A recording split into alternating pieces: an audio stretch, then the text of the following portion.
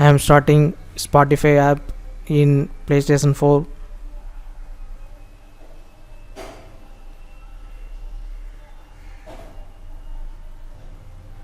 An error has occurred. Error code E-80E80400 is showing. Solution: go to settings,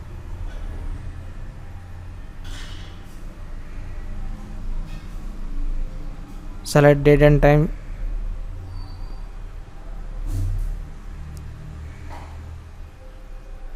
check whether correct date and time is provided or not.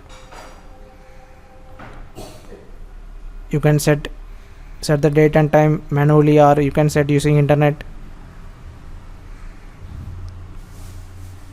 Select set automatically and set now.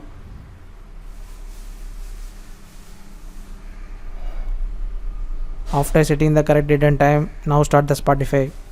Error will be fixed. Now you can play the Spotify songs. Subscribe.